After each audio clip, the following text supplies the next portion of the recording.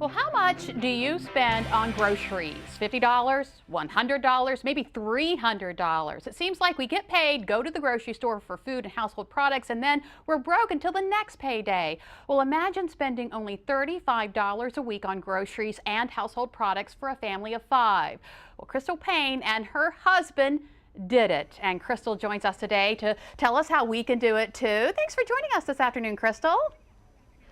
Thanks so much for having me. Now, $35 a day. Really? I mean, I spend that much on pet food alone. What's the secret? You know, there are many different things that we employed to keep our grocery budget really low. My husband was in law school and we wanted to stay out of debt, and so we were highly motivated, and we used that motivation to just propel us to try to find lots of different ways to save, and we did. Things like, you know, we cooked a lot from scratch. We planned our meals based upon what was on sale at the store. I freezer cooked, which means, you know, I would make things ahead to stick in the freezer, buy in bulk, play the drugstore game, and use coupons and pair those coupons with sales. Right. And one of my favorite ways to save was by switching from name brand items to store brand items.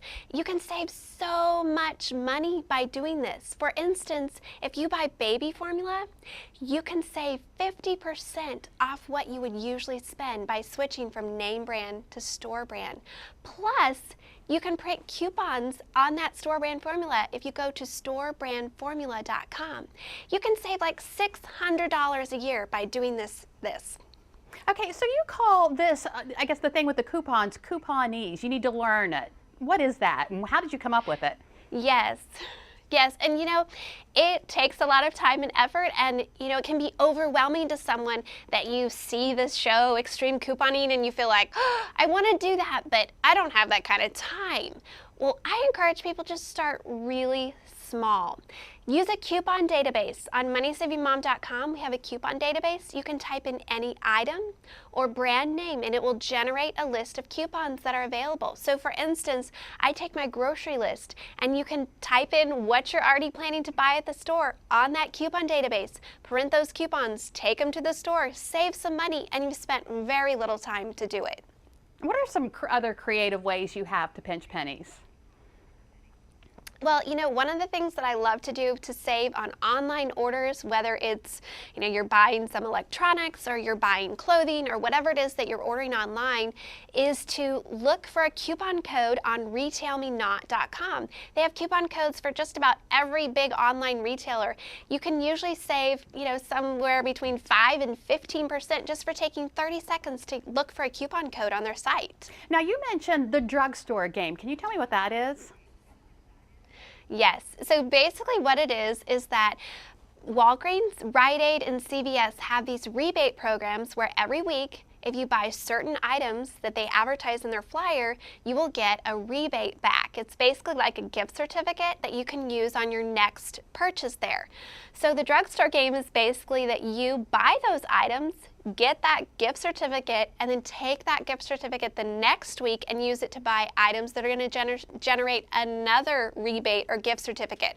So over the course of weeks and months, you can get hundreds of dollars of products for literally pennies just by rolling those gift certificates over and over again. Now, you learned all of this, like you said, when your husband was in law school. You say desperate times call for desperate measures. Can you give us a few other ideas that you used?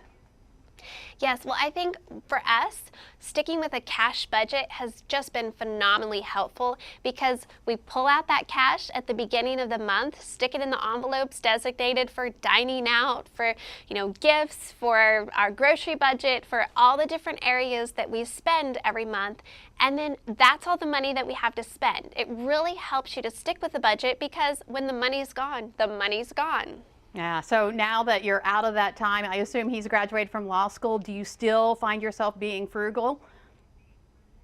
Yes, I think it's just in my blood. I can't help myself not always try to get the best deal. We've given ourselves a little wiggle room in our grocery budget and our household budget, but really still sticking with that cash budget and still trying to be wise with our money. And that helps us to be able to hit our savings goals and do other things with our money instead of just, spending it all on these things that are kind of, a lot of times it feels so overpriced. Right. All right. Crystal Payne, the Money Saving Mom, thanks for joining us this afternoon with those tips. And if you'd like more information on what Crystal discussed today or to see Crystal's list of deals and steals, go to delmarvalife.com and click on the show tab.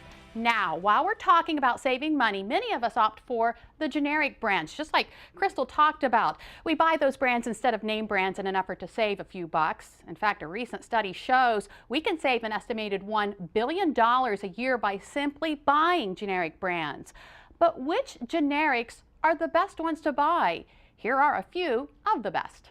I just don't trust that whatever's generic would be good for me. When it comes to generic versus brand name, which is best? As it turns out, that depends on what you're buying. A test of sunscreens by Consumer Reports found Walmart, Target, and Walgreens brands were the most effective, and some of the brand names were actually the worst. A report also found generic kitchen staples like salt, sugar, and baking soda were more likely to be bought by cooking industry professionals, which points to similarities in quality. The FDA highly regulates the quality of infant formula, so differences between generic and name brands are often down to taste and texture. And when it comes to packaged products, take it on a case-to-case basis. A report from the AP found the simpler the product, the more identical to the brand name it's likely to be. Often generics will have the same sources and distributors as the name brands. And the savings don't stop there. We've teamed up with Sussex County Federal Credit Union to help you make better sense of your money. Here's Deb with this week's tip. On behalf of Sussex County Federal Credit Union, I'm Debbie Jewell with this week's Dollars and Cents tip. When shopping, it's not uncommon to be offered an additional discount at the register if you take advantage of a store's credit card offer. While the discount may be able to save you a lot of money, the card's rates and terms may cost you money, a lot of money. Be leery of taking advantage of these offers unless you understand the terms of the card. What are the late fees? Is there an annual fee? What is the interest rate? What is the credit limit? Will your credit score be affected by adding another open line of credit to your portfolio? Even if a zero balance exists on your store cards, the open lines of credit can affect the ability to get future loans and will ultimately determine the interest rate you receive on a loan. Consolidate open balances from store cards to a low-rate Visa Platinum credit card at Sussex County Federal Credit Union. Cancel unused store cards and think twice before applying for the next store credit card offer. That's how to stay in control when using credit. Together, we can achieve more.